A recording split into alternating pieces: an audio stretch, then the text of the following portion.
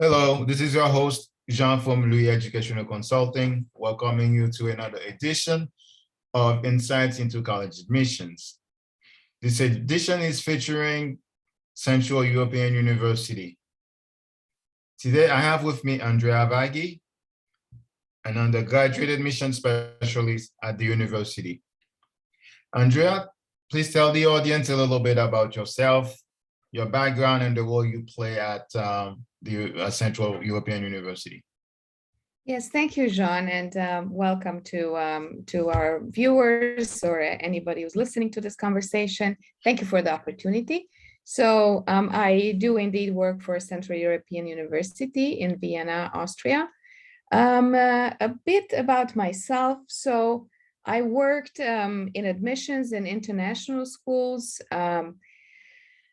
First at the American International School in Budapest, and then later at North Anglia School, the British International School in Budapest. And then in 2008, from 2008 on, I started working in university admissions and recruitment. I worked for Central European Universities MA programs and PhD and MBA programs. And then I left for about 6 years to work for the Institute of International Education. And in particular, I was responsible for about half of the European countries to do outreach for New York University's Abu Dhabi campus that was very newly established at that time. And we were finding talent for that very special program. And then in 2019, I came back to my previous employer, Central European University, because they were about to launch an undergraduate education. Before that, CEU only offered graduate school options, so MAs and PhDs. And what this new endeavor that they took on, it was an excellent opportunity for me to build up something from scratch. It was a very exciting job. And so this is my third year here, and I'm still working on building and improving the services that we offer and looking for great talent to join our campus in Vienna. Great. So I guess that's very interesting because most people that I meet, they come from the college side, like they were a student, they started working on campus, and then that's how they transition into the field. But you have a very distinct background because you were working at the lower schools level, and then after that, you kind of graduated into higher education and so forth. So that's very unique. Exactly. That's what happened. I'm a teacher by trade, but my first job was at the American International School in Budapest. And back then, at the end of the 90s, a whole new world opened up for me in terms of, meeting people from all over the world. Back then, this was something very new. I mean, Budapest and Central Europe is very different now in 2022. But more than 20 years ago, it was just starting to be, it was just at the beginning of this journey to becoming a more cosmopolitan city. And these international communities were much more isolated, and you wouldn't meet them unless you worked in one of these environments. That's a great experience. So I guess that gives you an understanding of, what's important to students as well, and what makes a student the right fit for your institution. Then I'm curious to know, would you be able to tell me like 3 characteristics that make CEU stand out for students who are interested in attending there? Sure. So I think, well, I wouldn't be able to draw necessarily an order of importance among these 3 things, but I would say our mission is pretty important to the students that choose us, and I will say a few more things about that. So the mission, our international community, both the student body and the faculty and staff. We are a uniquely international university. And the third thing is probably the academic excellence in the social sciences and the humanities. This is these are the disciplines mainly that we offer degrees in, especially at the undergraduate level. At the graduate level, there's a bit more. There's business, there's law, there's network science and cognitive science and things like that. But at the undergraduate level, it's mainly social sciences and humanities. So if I can elaborate a bit more on these three things, the mission is important because CEU was founded in 1991 at a very important time in the life of this region, Central Europe. It marks the end of the Soviet Union, the fall of the Berlin Wall, and with that, the start of democratic transition in a lot of different small countries and nations that just found their independence. So from the very beginning, CEU is dedicated to supporting open societies, this idea that came from philosopher Karl Popper, where democracy is the norm, where they respect human rights, where it's the rule of law and good governance that prevail, and where they also solve conflicts through debate rather than war. Unfortunately, this mission is as valid as it was 30 years ago. I mean, if we look around what's happening right now around us, very close, then that's very clear.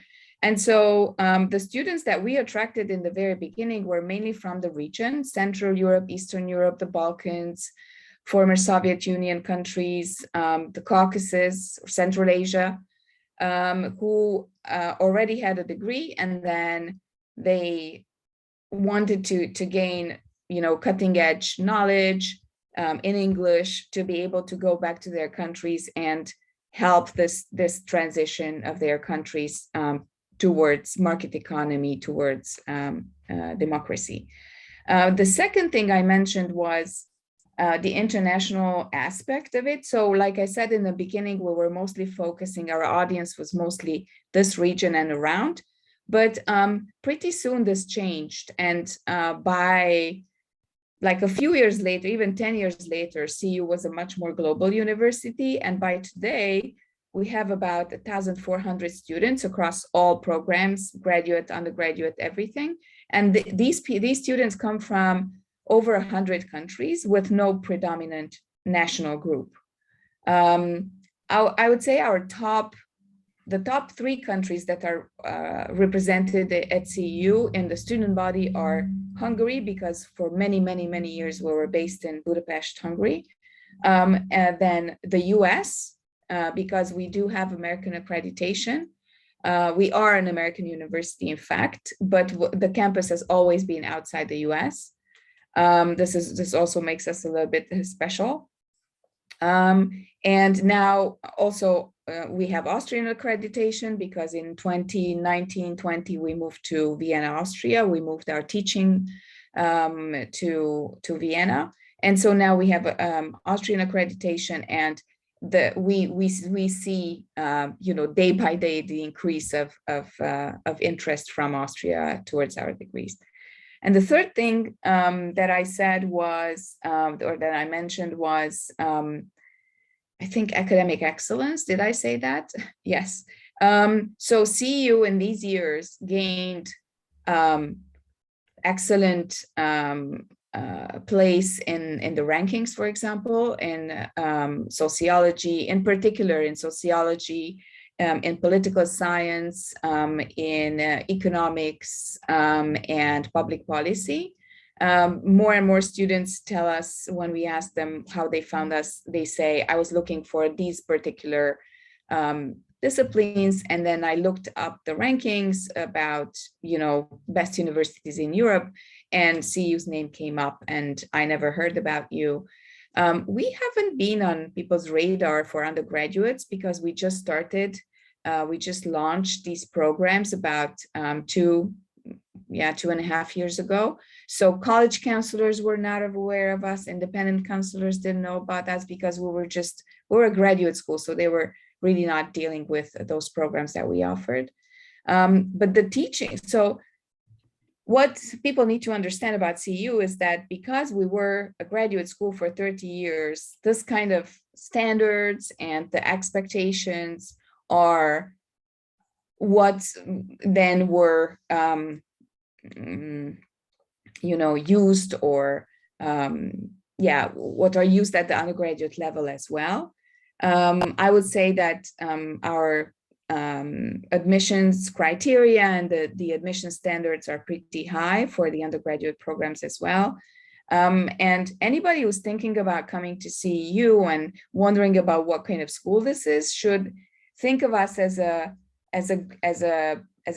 undergraduate program incorporated into a graduate school. That's what and there's a lot of access for students to research at the undergraduate level. In the fourth year, because we have 4-year programs, they can do master's level classes if they have the right GPA and the interest, of course, and they can join a whole different projects, a whole range of projects where they can get access to higher level academic work.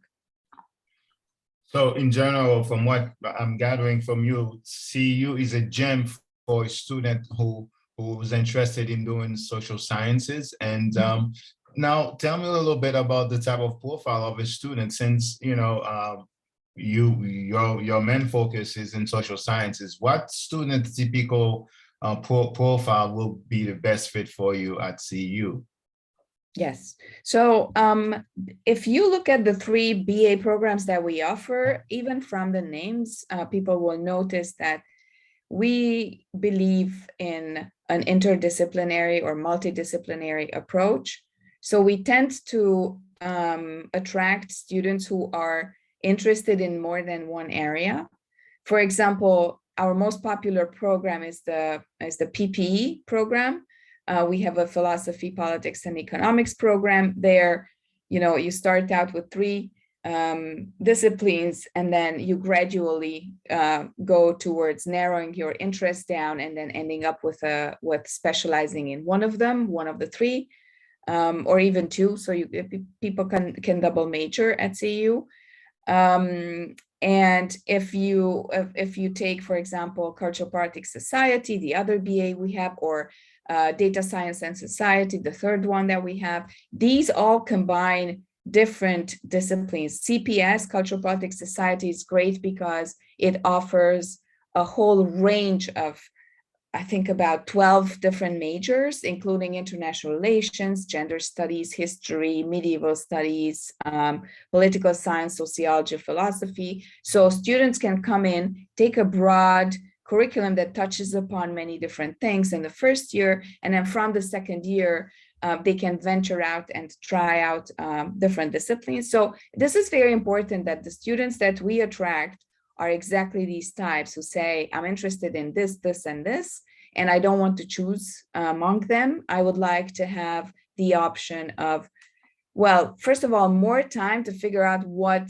everything means, because this is the first time students have to deal with disciplines instead of academic subjects at high school. So they sometimes don't even know, they think that they would be interested in gender studies, but they have no idea what that discipline is about and what kind of topics they can tackle. So the CPS, for example, is a great program where already in the first year, but then in a more accentuated way from the second year, they can pick courses and make up their minds until they have time until the end of the second year to commit to a major. And then the data science and society program, the third one, is a wonderful, very interesting and unique combination of quantitative skills that knowledge comes from our network and data science department, or network and data science department. So it combines very strong quantitative training, skills training, so advanced mathematics, computation, statistics, programming, algorithms, machine learning, all of that, with a foundation in social sciences, so political science. And again, here too, students can major in, pick majors from 5 different disciplines. sociology, political science, environmental science, economics, and data science, or data science. They can choose one, or they can also double major here. So that is very important, this willingness and openness to an interdisciplinary, multidisciplinary approach, where students don't just study disciplines next to each other, but they also look for synergies and what's the connection and how, and different perspectives. I would say that we are also looking and it looks like we are attracting the type of student who is very focused on the academics and is interested in research and those kind of things. So when we select our next class, we always, if students look at the admission or application requirements, we require a portfolio of things. So we will look at their grades in high school, we will look at their CV. We're interested in what else they're engaged with outside of, strictly schoolwork. We will look at, what their teachers say about them. So a recommendation letter. We will want to see how they think and why they want to join CU. So a motivation letter and another essay. And then finally, if all of this looks like they could be a good fit for this, and they have to be flexible enough and ready enough to immerse themselves in such a diverse community. International usually has a positive connotation everywhere in the world, but the truth is that it does come with challenges, and it can be difficult where everybody thinks in different ways, and you have to start questioning your most basic beliefs.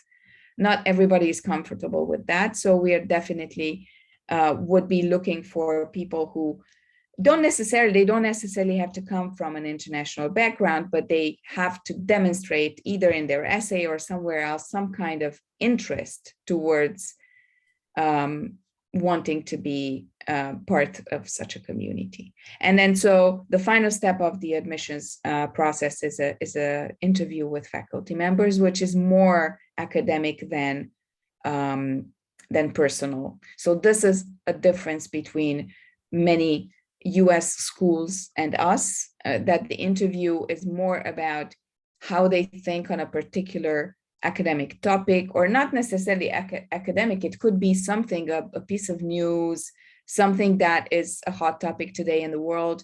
And we have them read an article, and then we want to just have a discussion with them like they would have in a university setting. So that's what we are looking for in a student, I would say. Valuable information, because at least a student who wants to study with you guys have to be a global minded or a nomad student who's interested in learning and enriching themselves about the world and what society offers. It's not as a small bubble, but at least a bigger picture that allows the student to see a network of other students from different countries, from different cultures and different backgrounds than they currently have, and to strive at your university. Thank you so very much. Andrea, many thanks for taking time out of your business schedule to speak with me today. You did provide me with a lot of information about CEU. I wish to follow up with you on some of the points that you mentioned, especially about the profile of the student, how the admissions is conducted, and what students should bring on the table when they apply to your university. So I think that's a topic we would like to take some time maybe later on, or perhaps you can tell us a little bit about the new trends that happened since this cycle, and that would be nice. And yes. Maybe in a few weeks, because I think the semester is almost over now, isn't it? Yes, for undergraduate students, they are finishing classes at the end of May, and then they have an extra week for finals and submitting assignments. But yeah, pretty much for undergraduates, it's the year is over very soon. Cool. So I'm looking out when things are a little bit calmer for you, and then we can touch base again and try to do something. Yeah, sure. But June is fine. June is good for me, better than July, because then in July and August, we all take turns in going on vacation and things like that. So I would say June. Okay, great. It's okay. Great. Whenever it works for you, just drop me a line. I'll touch base with you, and then we can have something in June. Absolutely. Did you stumble upon this video by accident and liked it? Then follow my YouTube channel, Louis Educational Consulting. There you will find a compiled list of various universities I interviewed to help you understand the college admissions landscape. If you're still daunted by its complexity, just check my website, louisedconsulting.com. Once there, you will have options to call or schedule an appointment. The main number is +1 855 206 8950. Check again soon for another edition of Insights into College Admissions. Looking forward to seeing you there soon. Bye now. Thank you. Goodbye.